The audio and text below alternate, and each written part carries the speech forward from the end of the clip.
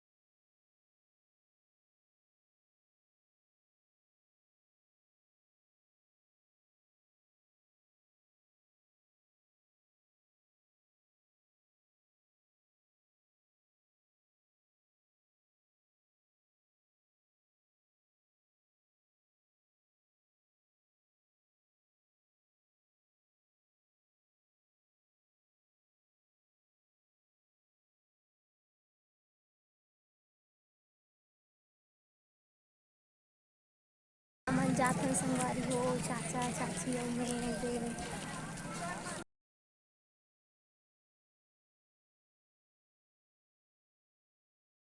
बाबा भोलेनाथ की सुंदर अलौकिक जन्म कथा हम सभी श्रवण कर रहे हैं और अपने जीवन को कृतार्थ कर रहे हैं। आनंद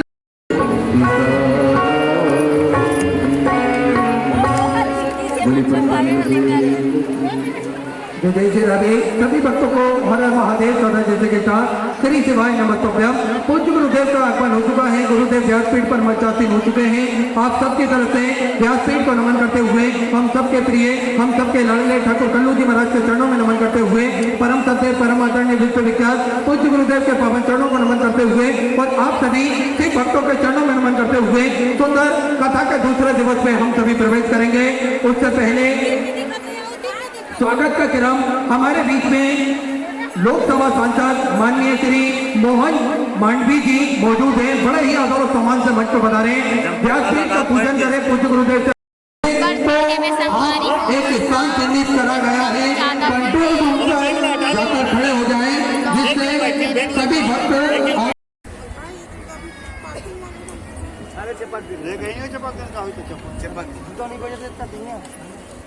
इतना वर प्राप्त करने के बाद इन दोनों ने एक काम चालू करा कि अब अपन मरने वाले तो थे,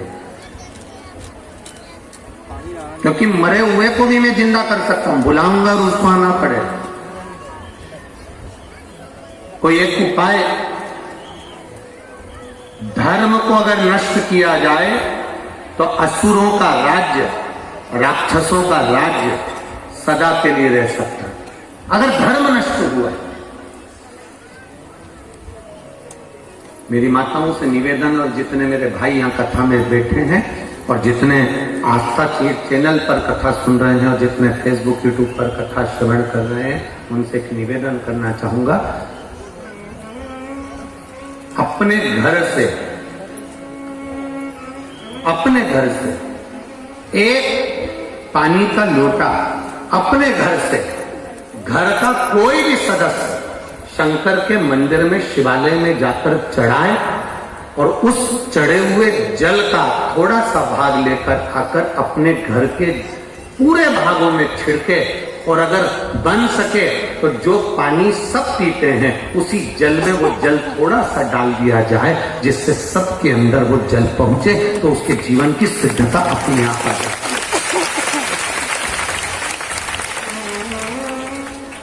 अपने जीवन की सिद्धता अपने आप आ जाती है।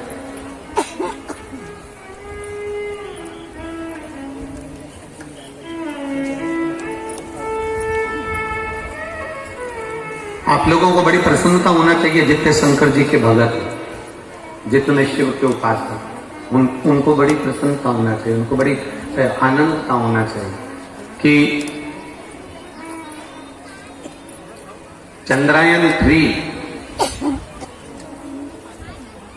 चंद्रमा की दक्षिण सतह पर जहां उतरा था, वैज्ञानिकों ने और हमारे राष्ट्र के एक आनंद सुख में उस स्थान का नाम, जहां पर चंद्रयान 3 चंद्रमा के दक्षिण सतह पर जहां उतरा था, उस स्थान का नाम शिव शक्ति पॉइंट रखा है।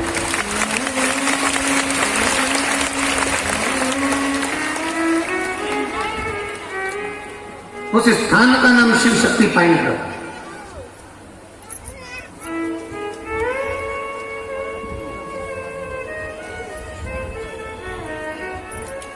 जहां चंद्रयान 2 गया था, जहां पर वो उतरा था, उस स्थान का नाम तिरंगा पॉइंट रखा था। परंतु चंद्रयान 3 जहां उतरा तो वैज्ञानिकों ने जो कहा कि हमारे वेद और हमारे शास्त्र हमारे शिव तत्व को जानने वाला, शंकर की भक्ति क्या होती है, शिव के माध्यम से वेदों से जो विज्ञान ने प्राप्त करा, उस विज्ञान ने जो वेदों से प्राप्त करा, वो प्राप्त करा हुआ पहला गया चंद्रयान 2 नहीं पहुंचा, चंद्रयान 1 नहीं पहुंचा, और चंद्रयान 3 बिल्कुल चंद्रमा की सतह पर पहुंचने का कारण कि कहीं शिव की कृपा, शंकर की भक्ति, हमारे वेद, हमारे शास्त्र, हमारे पुराने, ये हमारे वेद की सहज नहीं है, हमारी पुराने, हमारे शास्त्र कोई सहज नहीं।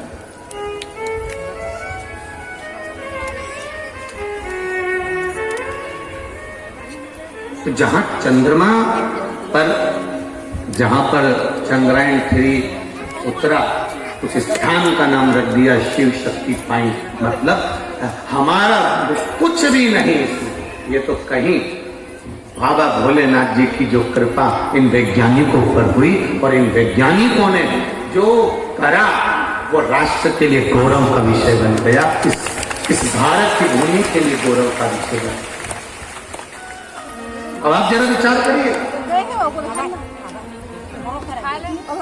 कुछ तो शिव भक्ति का है रस, बाबा की भक्ति का रसतत्व, शंकर भगवान की अविरल भक्ति का कुछ तो रसतत्व है हमारे जीवन का, जो हमें आनंद की अनुभूति कराता है, हमें आनंद की ओर लेकर जाता है, हमें सुख की ओर लेकर जाता है, हमें रसतत्व की ओर लेकर जाता है। कहीं ना कहीं शिव तत्व की भक्ति का बल है। मेरी सारी मेडिकल की जांचें लगा रहा हूं। 2019 में मेरी तबीयत खराब हो गई, भारी बीमारी डॉक्टरों द्वारा बताई गई। करता क्या, सब जांचें आपके उस फाइल में लगाई गई हैं। गुरुदेव, परिवार वाले भी टेंशन में, रोग ठीक होने का नाम नहीं ले रहा, करे तो करे क्या। तब हिम्मत करी, किसी ने कहा टीवी पर कथा आती है, आप सुना करो। हमने कथा सुनना चालू करी तो हमने, आप कहते हो शिव की कथा रोग से भी मुक्ति देती है और मन से भी भाव को शुद्ध कर देती है। हमने नियम बना लिया, जब तक मैं ठीक नहीं होऊंगा तब तक कथा नहीं छोड़ूंगा। बस गुरुदेव, हम कथा सुनने के लिए भाटा पारा भी गए। अब जरा ध्यान दें, बीमारी ठीक नहीं हुई।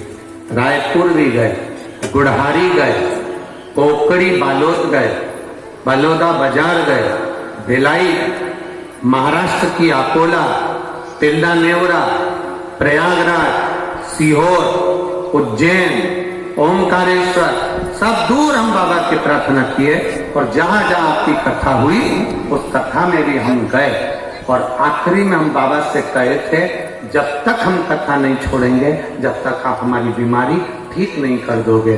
बाबा की ऐसी कृपा हुई गुरुदेव, अब हम बिल्कुल ठीक हैं। इसलिए बाबा को हम यह नमन कर आज अपने पूरे परिवार के साथ यहाँ कथा श्रवण करने के लिए आए। ये शिव तत्व। बीमारी बड़ी थी, इसलिए हम वर्णन नहीं कर सकते। ये पूरी फाइल हम लगाकर भेज रहे हैं, जिसमें सारी जांचें, सारी रिपोर्टें, सारे एक्सरे, सारी फाइलें हम लगा। ये शिव तत्व है। ओ घड़ी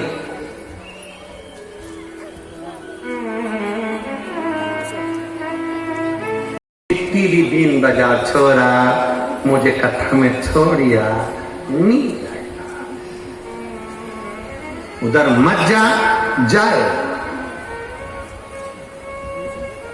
रोड पे अगर भैंस चल रही हो, तुम कितना भी हारन बजा के देखना, कितने भी हारन, वो आराम से दोमड़ी हिला उसकी पूंछ, और कितना भी हारन बजाओ ना, धीरे से भैंस ऐसी पलट के देखे जैसे नई नवेली पाओ। उस भैंस के सूखे कितना ही हारन बजाओ, वो नहीं कहते। तुम ज्यादा बजाओगे, वो ज्यादा खड़ी होके पूंछ हिलाती। तुमने और ज्यादा हारन बजाया तो 2 बार मुंडी हिलाती, एक बार इधर और नहीं। भैंस होती तो जैसा थैली का दूध पियोगे तो थैली हो जाओगे, बोतल का पियोगे तो बोतल। वैसे भी बोतल बड़ी विचित्र हो गई है आज के जमाने में। जन्म से लेकर मरे तक बोतल निभ रही है। जन्म से लेकर पैदा हुए, उसके बाद माँ ने जो हाथ में दूध की बोतल पकड़ाई, वो बोतल मरते दम तक नहीं छूटी।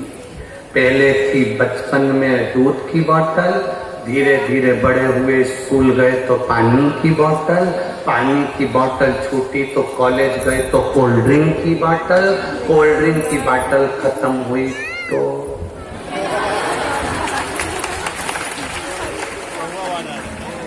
और जब वो बोतल पूरे तुमको निगल गई, तब आखिरी में ग्लूकोज की बोतल।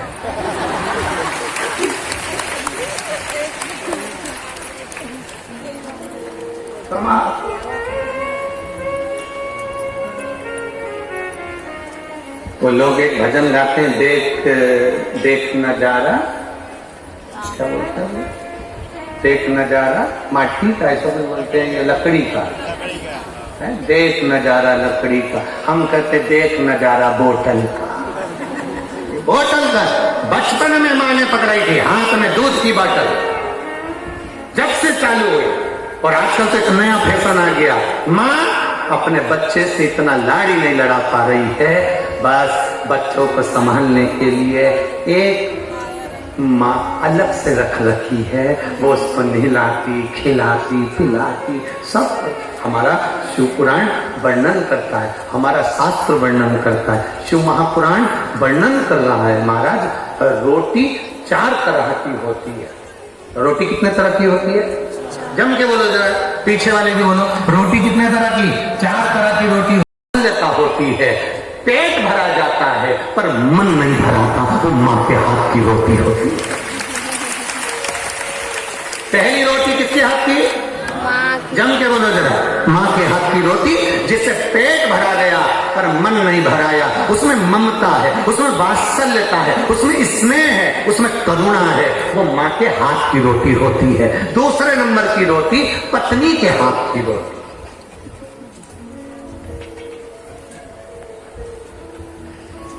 जिसमें समर्पण होता है, जिसमें अपनापन होता है। समर्पण है, अपनापन है, बस वो रोटी पेट भी भरती है, मन भी भरती है।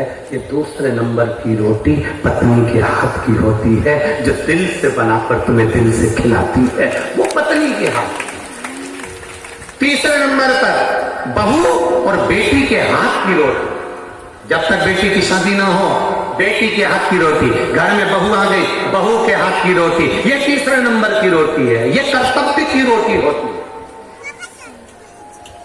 हमें अपने कर्तव्य पर चलना सिखाती है, हमें अपने विचारों को एक बदलने की तरीका सिखाती है।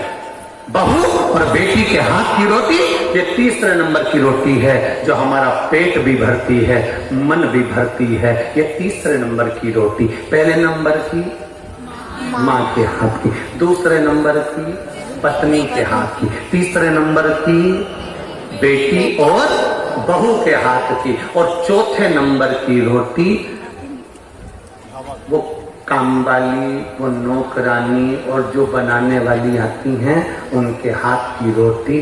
ना तो वो मन भरती है, ना स्वाद भरती है, ना वो पेट भरती है।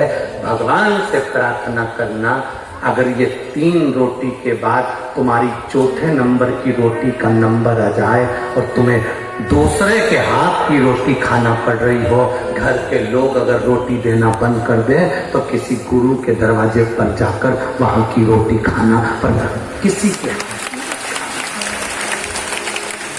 चौथे नंबर की रोटी बनाकर रख दी, खाओ तो खाओ, पड़ी है, स्वाद है नहीं है मालूम नहीं, पेट भरा ना भरा मालूम नहीं, बनाया टिफिन रख दूंगी, टिफिन बनाकर दे दूंगी, टिफिन रख जाऊंगी, बनाकर चली जाऊंगी। मेरे को दूसरे के घर जाना है, बनाने जाना है, उसका मन नहीं है रोटी बनाने का, तो भी वो रोटी बना रही है। केवल तुम्हारे पैसे के चक्कर में जो 2000, 5000, 10,000 महीना मिलना है, उसके लिए वो रोटी बनाने आ रही। अपने घर के बच्चों को छोड़कर, परिवार को छोड़कर, चित्तों को छोड़कर, अपने विचारों को छोड़कर। एक विचारों से भोजन का एक सुख बढ़ता है, एक विचारों से एक भोजन का आनंद बढ़ता है। एक राजा अपने सिंहासन पर पहले बैठता था, बड़ा खुश होता था, सब न्याय अच्छे से करता था। आज राजा 15-20 दिन निकले, 15 दिन से राजा चिड़चिड़ कर रहा है, गुस्सा कर रहा है, क्रोध कर रहा है, अपशब्द बोल रहा है, ताने दे रहा है, गालियां दे रहा है, आना टेढ़ा बोल रहा है। राजा अपशब्द सिंहासन पर बैठकर बोल रहा है।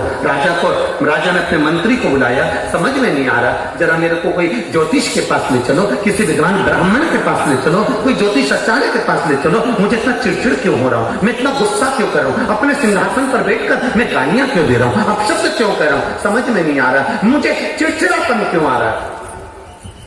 मंत्री ने कहा कहीं जाने की जरूरत नहीं है, आप भोजन कर रहे हैं, घर पे अच्छे से खाना खा रहे हैं, हाँ सारा काम अच्छा कर रहा है, हाँ फिर चिड़चिड़ापन क्यों आ रहा है। राजा ने रानी से पूछा, महारानी, मंत्री ने रानी से पूछा, महारानी जी आपसे प्रश्न करना है। महारानी ने कहा क्या बात, बोलिए। महारानी जी आपसे पूछना चाहता हूं, आप भोजन बना रही हैं। रानी ने कहा नहीं, मुझे टाइम नहीं मिलता, इसलिए मैंने भोजन बनाने के लिए दासी को रख लिया। दासी को रख लिया, हाँ दासी भोजन, कोई चावल दाल, यहां बाहर भंडारे का मिल रहा, फिर भंडारे की पूरी सब्जी, भंडारे का भोजन, भंडारे की कद्दू की सब्जी, काशी फल की सब्जी और इतनी मोटी मोटी पूरी। जब तुम अन्नकूट की और भंडारे की खाते हो, उसमें नमक भी नहीं होता तो भी स्वाद आता है, क्योंकि भगवान के लिए प्रेम से। कहां गया वस्त्र, कहां गई करुणा। तो 4 रोटी पहले नंबर की, जम के बोलो, जितने बैठे हो पीछे था, पहले माँ के हाथ, दूसरी पत्नी के हाथ, तीसरी बेटी और बहू के हाथ, और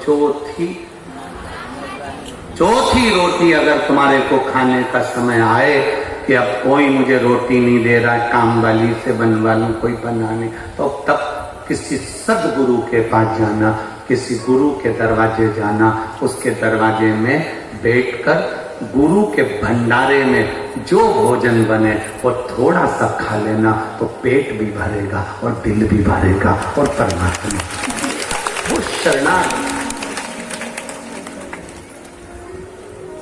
सेवा में बाहर रहे। तो जो हमारे रसोई घर में जो भोजन बनता है, वो भोजन की थोड़ी सी प्रसादी इनके भी आनंद में आती होगी, हिस्से में आती कि नहीं आती। भगवती साहू जी और अन्नपूर्णा साहू श्रीवास्तव जी आती, थोड़ी थोड़ी हिस्से में आती है प्रसादी में। तो कभी मौका लगे भंडारे का प्रसाद, गुरु घर का प्रसाद, थोड़ा सा भी चावल की अगर खिचड़ी भी है वो भी हमारे मुख में जा रही है तो वो अन्य होटल के स्वाद से हटकर परमात्मा की भक्ति के स्वाद की है, परमात्मा की भक्ति के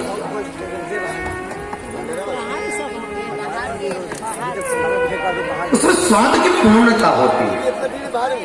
अब इलावल ने विचार करा, करें क्या? देवता सब घबरा गए, भगवान शिव जी के पास में गए और भगवान देवादिदेव महादेव से जाकर प्रार्थना करी और निवेदन करा, बाबा ये मरेंगे कैसे? ये बताती और इलावल जो आड़ा टेढ़ा भोजन करा रहे, गलत भोजन कराते और भोजन कराकर लोगों को नष्ट करना।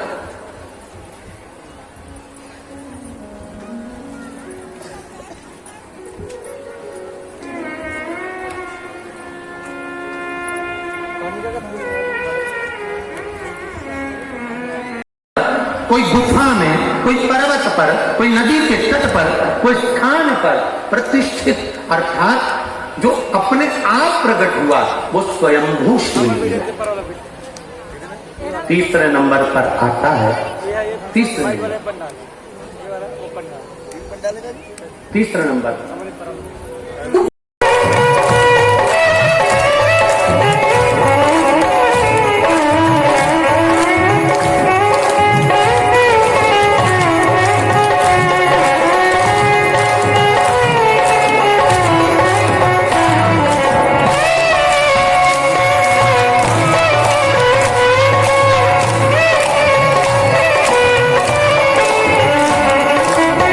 अपने हृदय में हम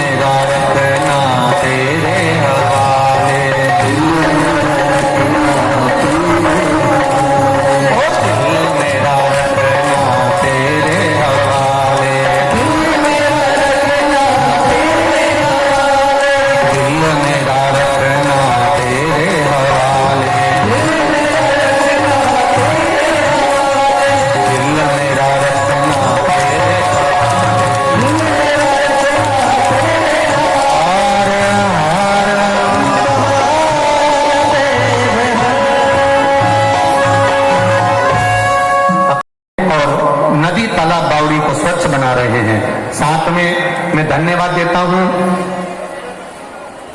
वैष्णेश्वर महादेव निर्माल्य विसर्जन रथ को, जिसको ग्राम लखनपुरी कर्मा जिला कांकेर छत्तीसगढ़ में प्रत्येक रविवार को ये रथ चलाया जा रहा है। एक बार उनके लिए भी बहुत बहुत साधुवाद, धन्यवाद। और जो जो लोग निर्माल्य विसर्जन के रथ चला रहे हैं उनको बहुत बहुत कोटि कोटि साधुवाद है। हर हर